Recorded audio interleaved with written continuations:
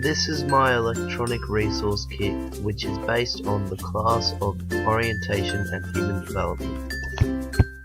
First slide focuses on the mindsets. In class we watched a video called The Power of Yet. This is the title of Carol Dweck's speech from TED Talks. In this video, she talks about how students have two types of mindsets. These are fixed and growth mindsets. Students with a fixed mindset believe that if they are unable to accomplish something, they will never be able to learn it, and they will give up without trying the task again. Students with a growth mindset, however, believe that if they fail something, there is another chance and they will be able to repeat the task, and once they have learnt it enough, they will be able to complete the task properly and without failure. In terms of development, intellectually, students will be able to grow their minds and develop properly, and they will be able to have good class discussions. Physically, students who have a growth mindset will be able to complete more physically demanding tasks, as they will continue to try and try again until the task is over. Emotionally, students with a growth mindset are often seen to be more happier than students with a fixed mindset, as they are able to complete tasks without failure and stuff like that. Socially, students with a growth mindset are often seen in more relationships, that sort of thing, as they are more happier and more outgoing than students with a fixed mindset, who will give up on things like that. My next slide focuses on inclusion. Inclusion is a very big problem in Australian schools, as many kids aren't included in different types of learning, whether that be if they have a disability, or whether it be because they have a different gender or they are a different race. In terms of development, intellectually, children will be able to grow as a person if they are included. They will be able to learn in class more effectively, as they'll be included in class discussions, and etc. Physically, they'll be able to play with other children, and this will improve their enjoyment at school, and thus making them want to go to school more. Socially, they'll make more friends, and they'll be able to hang out with them outside of school. They'll also be able to enjoy school as well at a greater level, as they'll be able to have conversations at school, and they won't be having to sit out by themselves. Emotionally, it will increase their happiness, and they'll be able to be more happy at home, happy at school, and just happier in general with everyone.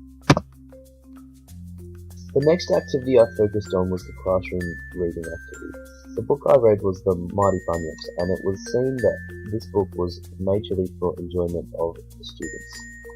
In terms of development, intellectually, the students will be able to learn language off of me, as my teachings and my language will help them to better their language. Instead of using shorter words, they'll be able to use longer words and more better language. Physically, their minds will start to grow, and they will be able to participate more in class.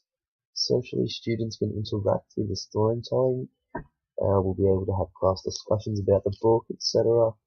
Emotionally, the story may make students happier, and they may feel more a part of the group, and they'll be able to start having friend relationships.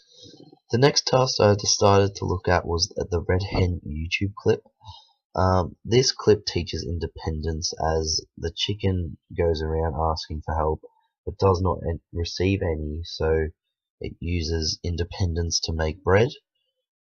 In terms of development for the students, intellectually, students will become their own thinkers, meaning that they'll be able to make decisions for themselves, and they'll be able to just be not reliant on others.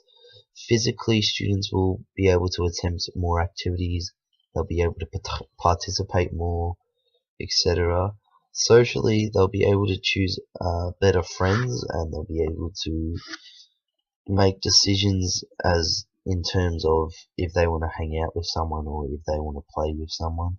And emotionally, they'll be more confident, they'll be able to do the things that they like, and they'll be able to make those decisions confidently because they are feeling more independent and happier about themselves. Throughout most of our classes, we have explored the learning theories. The learning theory I decided to look at was behaviorism. In terms of development, intellectually, students are able to make decisions, whether they're good or bad. If they're good, it's obviously going to help them in class as they will be making the right choice and they'll be learning. If it's bad, however, they'll be misbehaving and not learning in class, which will affect their learning and development. Um, Physically, students will be able to learn about decision making. For example, this would be not picking fights and also keeping active, whereas if they decide to go down the other path, they will be making the wrong choice and getting into fights and not exercising. Um, Socially, students will be able to uh, misbehave with their friends, I guess, or they'll also be able to participate with their friends and learn in class or play outside of class with their friends and have a good time with them. Emotionally, behaviorism can be impacted in a few ways, as if the students are making the wrong decisions, they may find themselves in trouble, and this will emotionally affect them as they'll be upset and they may get in trouble at home for being in trouble at school, which will in turn lead to them being sad at home as well. Whereas if the students are behaving, they will be a lot more happier and they'll participate more inside and outside of class. In the next slide, I looked at diversity among students. This was theorized by Howard Gardner, and it is known as multiple intelligences, and that is how everybody learns in a different way. Uh, this goes against what was first described as the banking theory, which was in Ferrer's book known as Pedagogy of the Oppressed. And that theory is how the children were spoon-fed their education, and that's how they were expected to learn.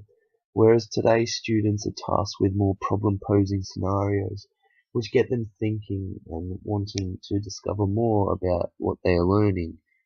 In terms of their individual development, students, in an intellectual way, students will be able to learn in different ways, and it is important for teachers to not only use one type of learning, but to use a variety of different teaching methods, which will help the students to learn in different ways, and it will also challenge them in class to learn in a different way. Socially, the learners may be able to find different students who learn in a similar way to them, and they will be able to learn off them, and they'll be able to become friends with them, and they'll be able to work together to figure out what they need to do. They may also be able to appreciate different learning styles, and this will help them to not only learn in one way, but they may be able to adapt and learn into a different style. Emotionally, learning in the technique that the student is favored to, they'll be able to be happier as they'll be understanding what they are being asked to do, and they'll be able to learn in a much more effective manner. However, if they're learning in a style which they're not so comfortable with, they won't be performing as well, and they'll be upset and they won't be doing their work. The last slide that I have looks at my ideal classroom. This is something we went through in class in one of the earlier weeks. I find that my classroom setting would best suit a lower year level, as it interacts with the class and they'll be able to talk amongst each other, and they'll also be able to have their free time and they'll be interacting in that sort of sense. Socially, everyone's facing each other, no one's away, looking away from each other, so they'll be able to interact that way as well. Um, and emotionally, I feel like being the younger year levels, that this sort of classroom would make people feel welcomed and more happier to be there.